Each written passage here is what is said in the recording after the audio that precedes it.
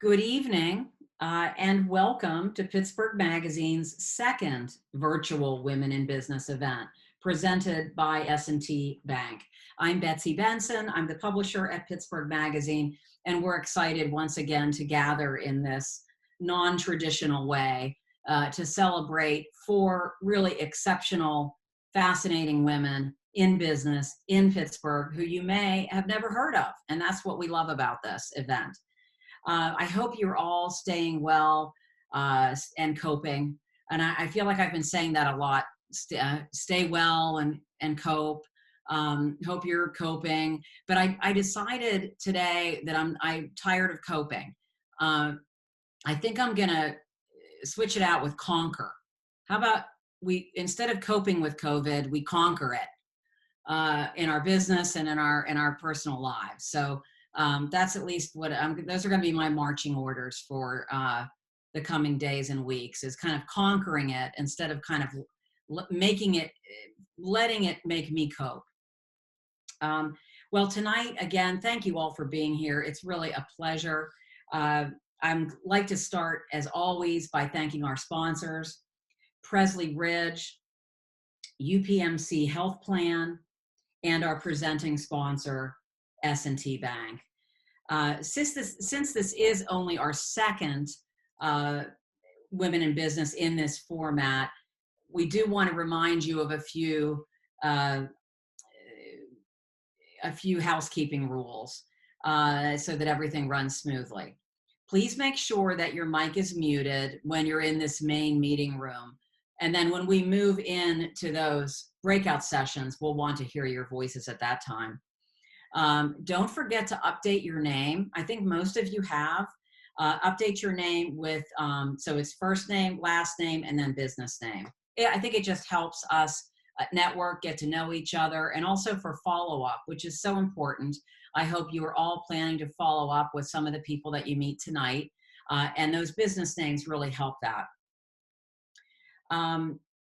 We would also recommend that you select speaker view in the top right-hand corner.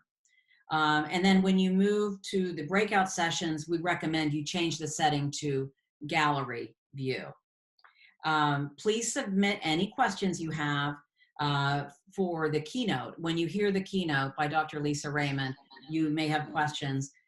Please put those into the chat, and then we will, our team will take a look at those, and we will verbalize those to our speaker when she has completed her talk. If you notice any technical issues, and that is possible, we haven't really had many, but if you do run into any issues, please send a message via the chat. Our Katie Miller and Casey Mahaven are both behind the scenes tonight, monitoring and helping as needed. So now let's move through tonight's agenda, just so you know exactly what's going to happen and when. First, we'll hear from our nonprofit partner, Presley Ridge. Then we're going to hear from Kelly Carini Thomas from S&T Bank. She will present our honorees tonight. Following the honoree presentation, we will move into the first breakout session. This will happen automatically. As I'm sure you know, you don't need to do a thing. You will just magically appear into a randomly determined group, a small group, so we can have a conversation. After 20 minutes, the breakout rooms will close, and again, you will be transported back into that main meeting room. And at that point, Dr. Lisa Raymond will give us a 10 to 15 minute talk, and we'll also have that brief Q&A when she has completed. Following the keynote, we'll again move into breakout sessions. Again, it'll happen automatically.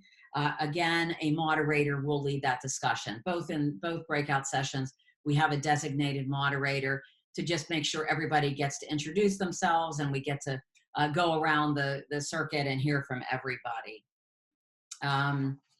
So that's the lineup. We keep it really tight and really moving quickly to keep everybody focused for this hour or so in your evening.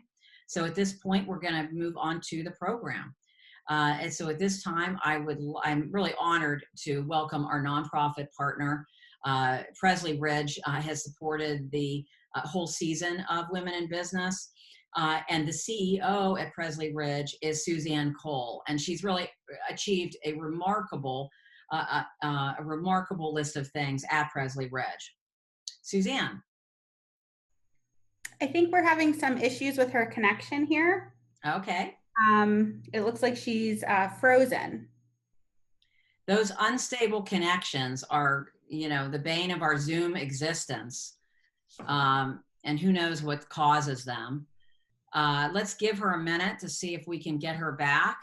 Alisa, are you ready to jump in there at a moment's notice? Yeah, I sure am. If you can't get her back, I'm happy to step in. Your connection looks great. Okay, good.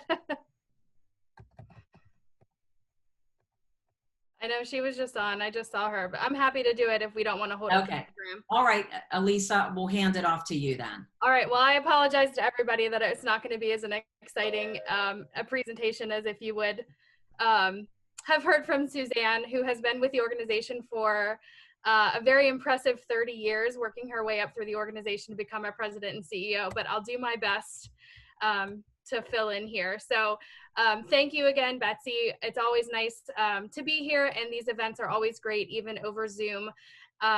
Presley Ridge is honored, as always, to be here in partnership with Pittsburgh Magazine, and we appreciate the time to talk a little bit about who we are and what we do. And just so all of you know who are here this evening, any contributions you make towards this event tonight will help us to continue to support children and families right here in the Pittsburgh region, as well as in the 5 other states that we provide services. Presley Ridge was founded in 1832 as 2 orphanages on the north side of Pittsburgh, one located on Pressley Street and the other on Ridge Avenue. So for those of you who wonder where we got our name, that is where. 188 years later, we serve 10,000 individuals and families each year through foster care and adoption, specialized education and mental health services, which we provide within the community, in homes and schools, and in our outpatient clinics. Presley Ridge is an essential services provider, so we have not stopped providing services to our kids and families since the pandemic began. We have worked really hard to provide a continuity of services while also working to keep our staff healthy and safe during the pandemic. With the stress of virtual learning, kids at home, job loss, and overall uncertainty, our families have needed us now more than ever. If you don't already know, most of our kids and families come from underserved communities, and many didn't have the technology needed to access our services. However, thanks to the support of our community, our youth and families were given iPads, laptops, internet service, and anything else they needed to be able to learn remotely and continue receiving vital mental health services and foster care training. And now as the new school year begins, the uncertainty remains. I know we're all dealing with some of that, especially those of us with kids, but Presley Ridge vows to continue doing whatever it takes to provide hope and support for our kids and families.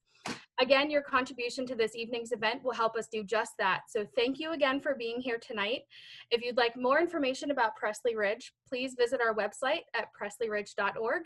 And I'm really happy to see you all here. Thank you again, Betsy, and enjoy the rest of the evening. Thank you, Alisa. You are good. You jumped right in there seamlessly. Again, apologies to Suzanne that we couldn't hear from her, but well done. And based on what you're saying, uninterrupted and all the amazing things you've accomplished, Presley Ridge has conquered COVID. You are not coping with it. You have conquered it. Thank you. Thank you. Now here to speak on behalf of S&T is Kelly Carini Thomas. Kelly is Vice President and Lead Integrated Marketing Manager at S&T Bank. Kelly. Hi, everyone. Thank you for sharing your evening with us tonight. As the presenting sponsor of the Pittsburgh Magazine Women in Business, we're excited for tonight's program. From day one, we have been serving our communities. It has always been a part of our mission and made true day to day by the work of over 1,200 employees across 5 markets and in 3 states. Through these unprecedented times, we've strived to support our customers and community with donations to local food banks, participation in the Triple P, and COVID relief programs. As we enter the fall season, it is our hope that you'll stay safe, take time to spend with family and friends, and as always, please reach out to us if we can assist with your financial future. I'm pleased tonight to have the privilege of introducing tonight's honorees, 4 women who are key leaders in the communities in which we live and work. First off, we have Ann Emerling. Ann started her work in victim services in 1982 as a volunteer and then as a board member at Pittsburgh Action Against Rape. In 1985, she was hired as a community educator at the Blackburn Center in Greensburg, and just 7 years later was named executive director. Blackburn Center has experienced significant growth during Ann's 35-year tenure, which she attributes to the organization's dedicated staff and board leadership that has an openness to embrace change and address the more challenging parts of prevention of gender-based violence. Ann's expertise is much sought after. She served on the board of the Pennsylvania Coalition Against Rape for more than 20 years, with 4 of those years in the role of president. Ann has been frequently recognized for her work, receiving the Athena Award in Westmoreland County in 2001 and the Ann Pride Award for Leadership from the Pennsylvania Coalition Against Rape, among others. Ann offers this advice to women in business: be open to others around you and build a network of mentors. There are many smart, innovative, visionary women who are eager to share their experiences and perspective. Our next honoree is Tisha Germany. Tisha is a rare commodity, a minority woman executive in real estate development, perhaps even more rare in this industry. Tisha's work helps communities rebuild and residents find a new quality of life. Shortly after earning a degree at the University of Pittsburgh, Tisha joined the Pittsburgh Housing Authority's Development Division. There, she was responsible for relocating residents of a senior center high-rise in the East Hills that was slated for demolition into a new housing development in Homewood. Tisha started as an assistant project manager in 2006 and has grown a one-woman office into one with more than 40 staff members, most of whom are minorities and/or women. Today, she is a vice president at one of the largest minority development firms in the country, with a role that spans development, operations, strategic planning, and leadership, mentorship, and government relations. Tisha, just 45, has been involved in more than $500 million in housing and commercial development. She'd like to share with us tonight that the goal is to create an environment where everyone can be a winner.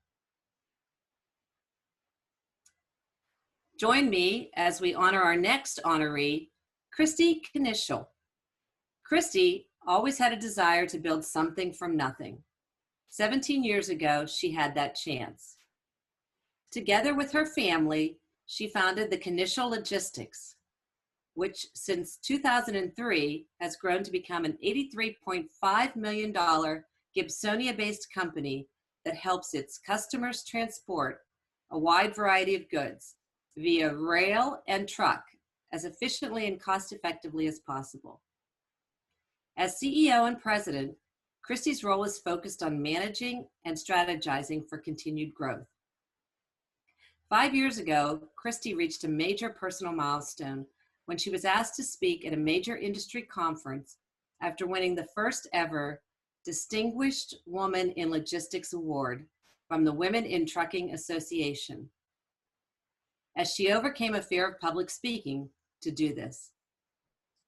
The Grove City native says she thrives under stressful conditions, which is likely what makes the transportation industry such a good fit for her personality and what prepares her for challenging times ahead. Kristy's advice for women in business: a strong work ethic is an absolute must. Be prepared to work 80 hours a week if you want to truly rise to the top. It was all very much worth it. Tonight's final honoree, Sonita Bell, finds inspiration all around her, and channels that vision into helping people look and feel better. She is known primarily for her jewelry for women, statement pieces that are large, colorful, encrusted with jewels, and often placed in industrial wire settings that customers describe as classy and edgy. But her mission and her ambition go well beyond jewelry sales. Sonita provides wardrobe styling services for professional and executive women and helps a wide range of clients prepare for special events such as proms and weddings. In 2005, Bell started her career selling shoes, but soon noticed that her jewelry was selling and not the shoes. 3 years later, she rebranded and changed the name to Sonita Designs to focus on jewelry. When her customers started asking what they should wear with jewelry, she decided to begin offering wardrobe styling. Sonita offers this advice to women in business. Believe in your talent, invest in your talent, and love what you do. Research and stay connected to your customers. She also emphasizes the importance of a good support system. God, my husband, and son, along with my mother and sisters, keep me grounded. Sonita treasures an old African proverb. If you want to go quickly, go alone. If you want to go far, go together. We are extremely excited tonight to honor these 4 women, and I would ask you to join me in raising a glass in cheers to each of them. Thank you for your leadership to our communities. We appreciate all that you do. Cheers. Cheers. Thank you, Kelly. Well done. That's a lot of reading, but what great stories they all have. I hope you all have your copy of Pittsburgh Magazine that has their full profile in it. And if not, you can read it online as well. But those were really great summaries of the achievements these 4 women, such different kinds of industries and such different kinds of achievements, but really an exciting group. At this point, we are going to move into our first breakout session. There will be a moderator in your breakout room to help guide the conversation. The transition to the breakouts will happen automatically. No need for you to do anything. And after about 20 minutes, we will automatically be brought to the main area where we'll get to hear from Dr. Lisa Raymond. So I'll see you in a breakout session.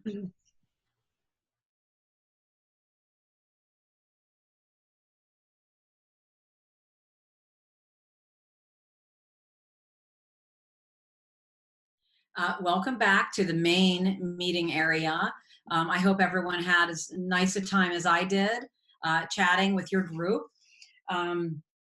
It's really cool. It's like you were sitting at a venue getting to know a group. So I do hope you'll follow up with the people that you met tonight in the breakout session 1.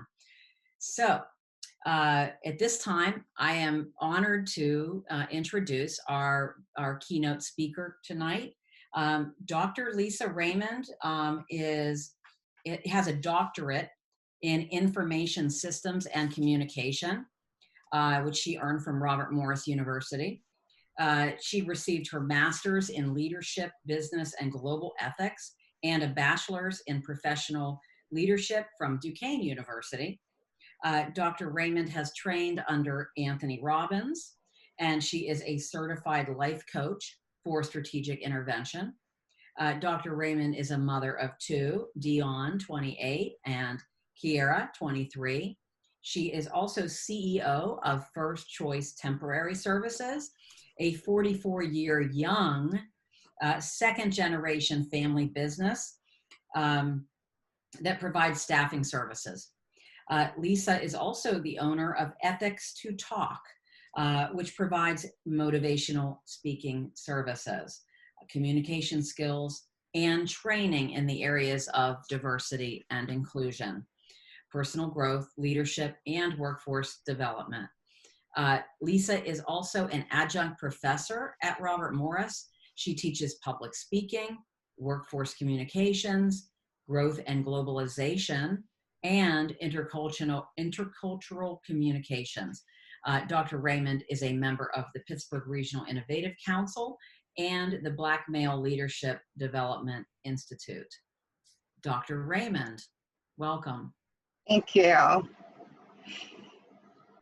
How many of us are blown away by the life's experiences of 2020?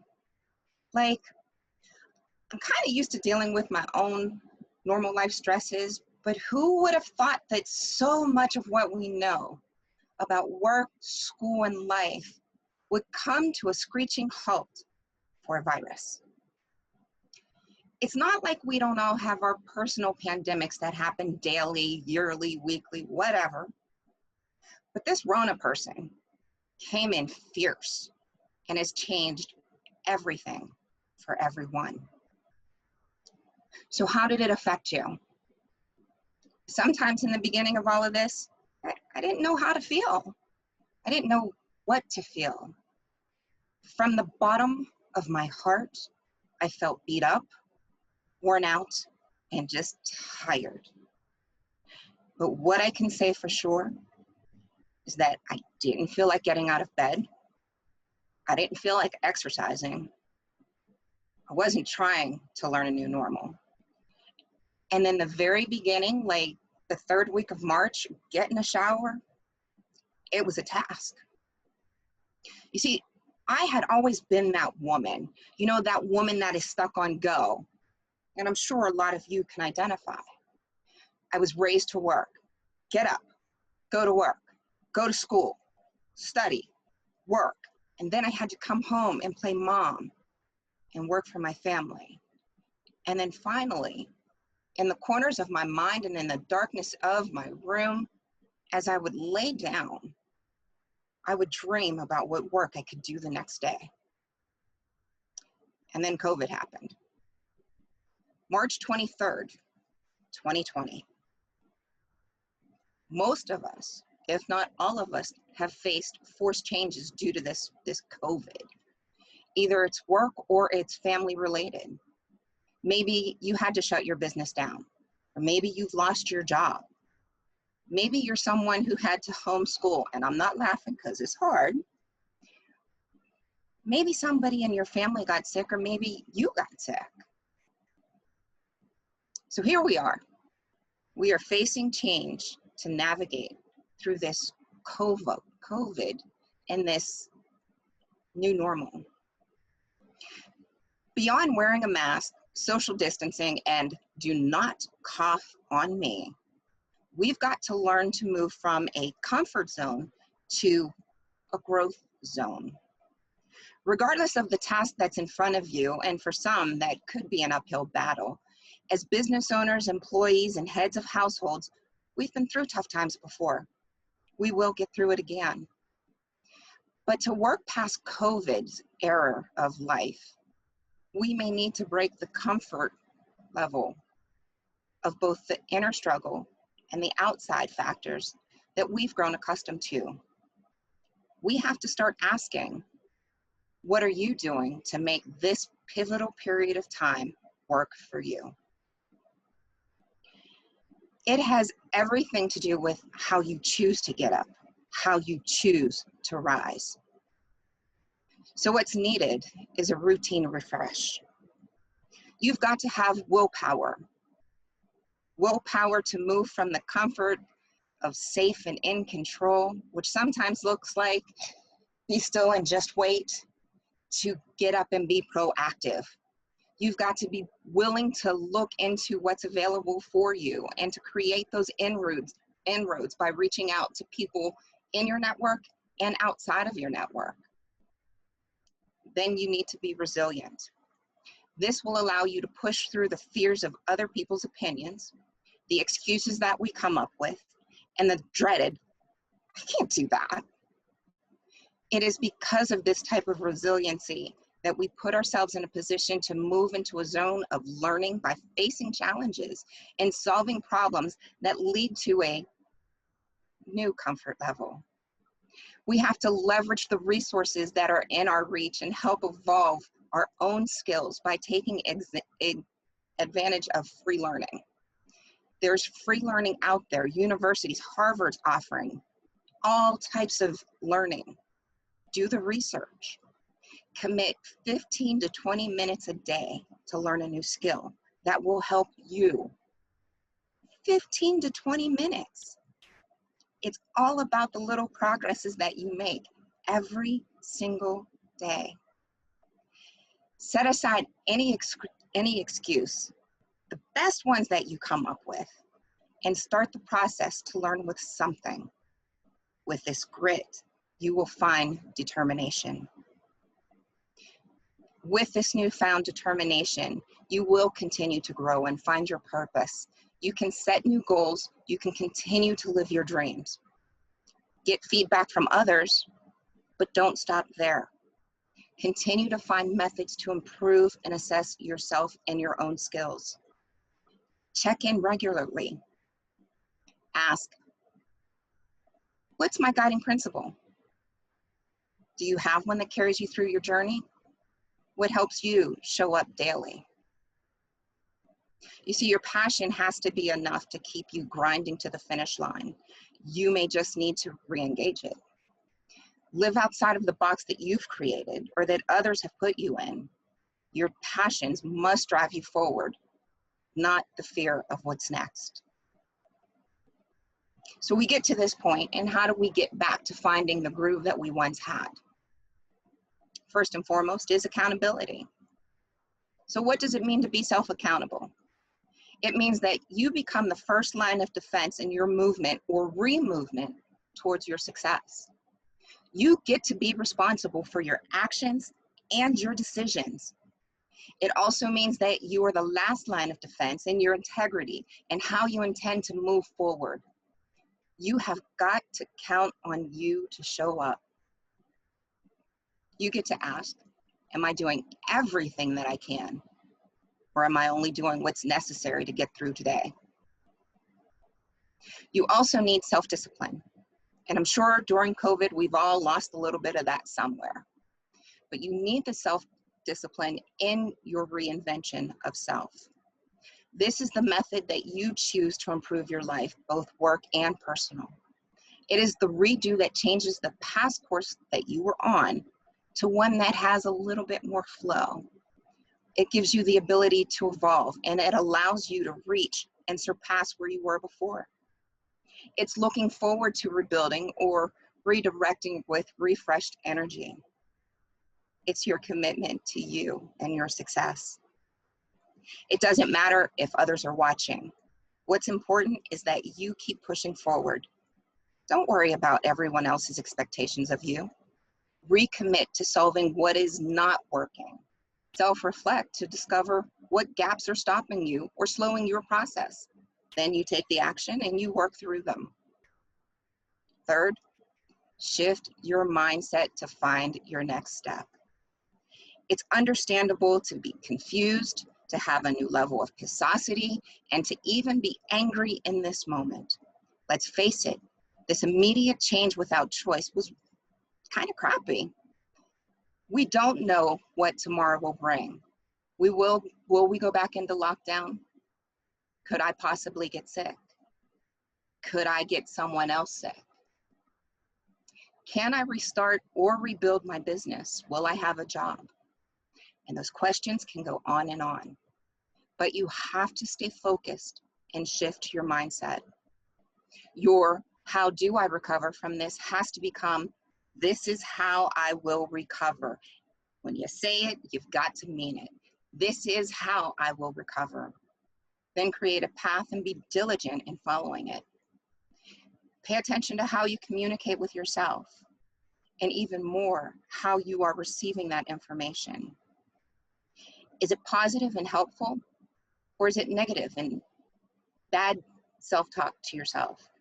Because, you know, it's easier to listen to the negative voices in our heads than it is to be positive, especially when you're facing uncertainty. And this, people, is uncertainty. Change how you communicate with yourself on all levels. Some of you may need to find a mentor, or call the one that you used to talk to, but you kind of lost ways, rebuild those connections. Take names from workshops like this, because those are the people that can help reinforce what you know, reinforce and certify what you're trying to do. And those are connections that can help take you to your next level. Because having that outside voice of someone that you look up to can be helpful when you're in crisis, even if it's just hello.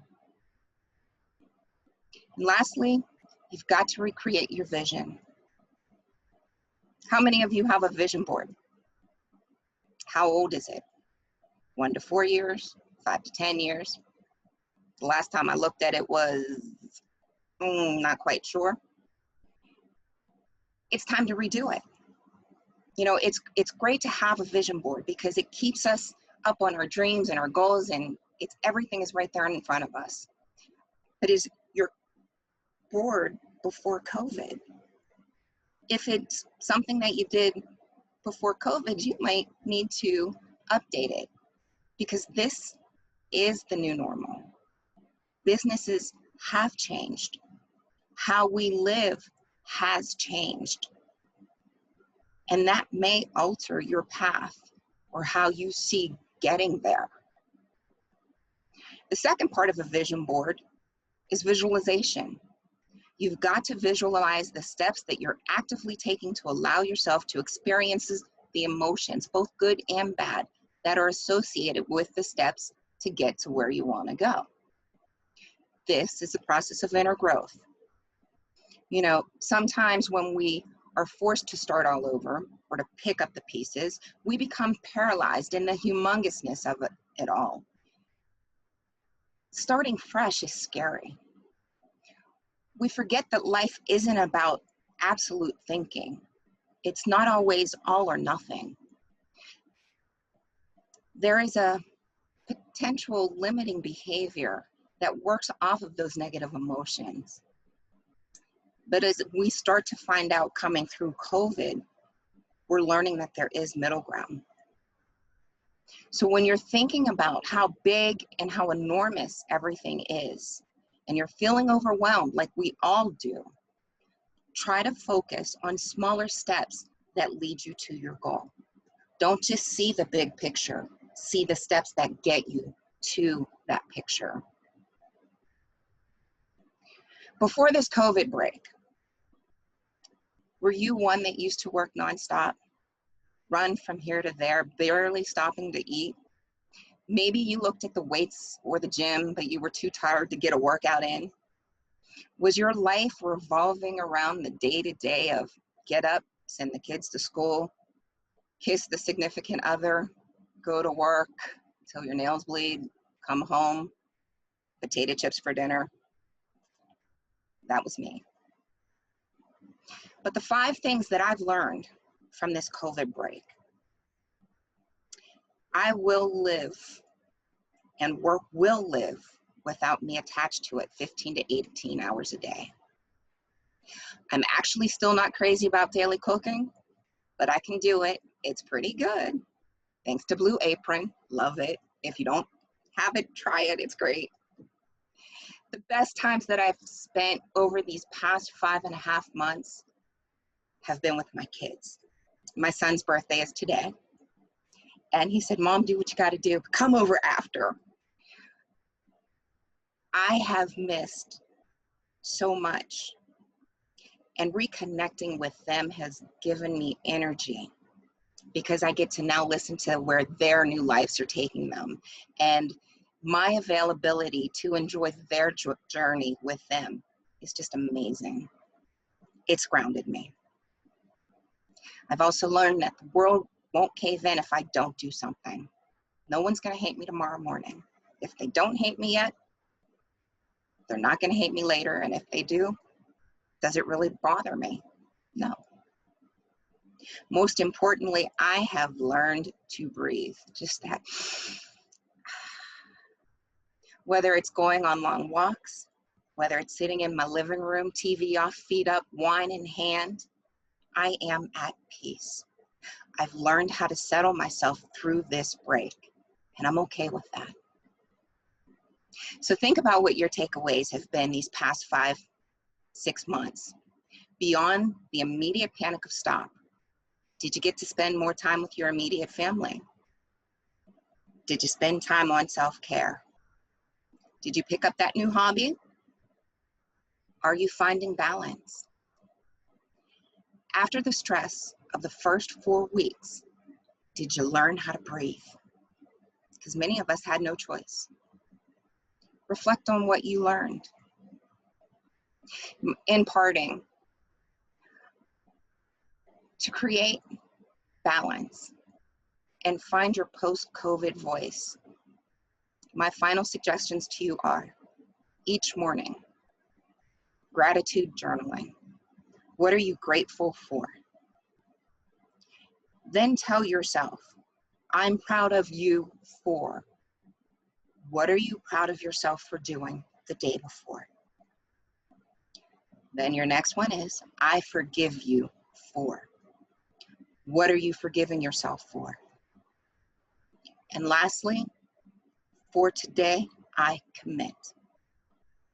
Make a commitment to yourself and stay accountable, because that's you working towards your success. Master the art of recharge. Little changes make big differences, and the possibility of opportunities that await you are endless. Don't just manage the COVID struggle, jump. And thank you.